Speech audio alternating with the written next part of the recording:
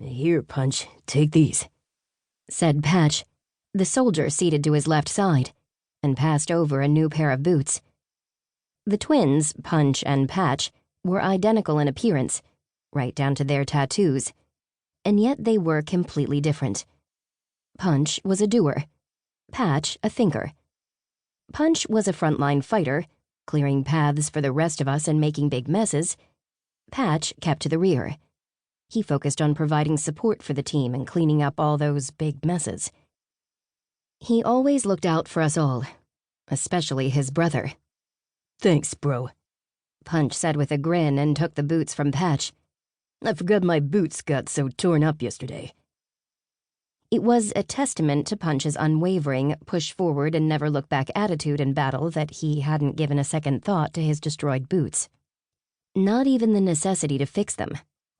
It was a good thing Patch had him covered. Octavian looked down at his own footwear. "I wouldn't mind some new boots myself." "Waiting for you in your locker," Patch told him. "I already swapped out the regular laces for the thin ones you like." Octavian glared at him. "You make it really hard to mock you, you know?" "I know." Patch flashed him a bright smile. Octavian gave him a hearty slap on the back, then glided over to his locker, chuckling all the way. I panned my gaze across the locker room and my 5 godly comrades. When Ferris had sent me here to Heaven's Army, I hadn't expected this. I'd met gods before, and they were unfailingly arrogant and conniving beings who believed that everyone and everything in the universe existed merely to serve them. The gods didn't even trust one another. They were often too busy scheming against their allies to effectively fight their enemies, or so I'd believed, until Ferris, the god of Heaven's Army, had sent me here to train with his soldiers. At first, I'd been annoyed. After all, I was supposed to be playing emissary to the demons right away. But instead of forming an alliance of gods and demons against the Guardians, who planned to destroy us all, Ferris had stuck me here.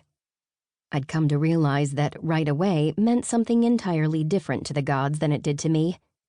To Ferris, right away meant right after you go through basic training with Heaven's Army.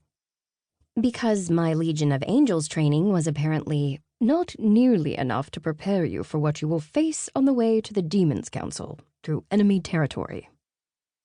I wasn't sure who was most offended by Ferris's statement. Nero, my first trainer at the Legion and now my archangel husband, Nyx, the first angel, who led all the other angels on Earth, or Ronan, the god of Earth's army and lord of the Legion. My annoyance at Ferris's detour, however, quickly shifted to surprise.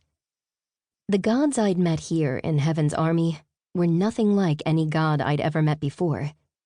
Arabelle's irreverence, Octavian's sarcasm, Devlin's quiet, almost shy professionalism, Punch's simple, straightforward motivations, Patch's motherly manner. I hadn't encountered any of these traits in the 7 gods on the ruling council. Apparently, the gods were more complicated than I'd thought. My comrades in Heaven's Army had tons of magic, but they didn't have any political power. They did not enjoy the prominence that the 7 did, and that made them surprisingly down-to-earth, surprisingly normal, and surprisingly a lot like me.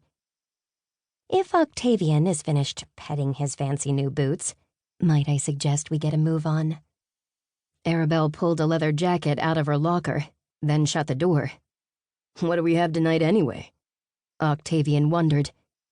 "Babysitting duty," she told him. "At the Lord's Gala." "Another one? They had a gala just last week. It's always the same dull lords doing the same dull things. Don't they ever do anything interesting?"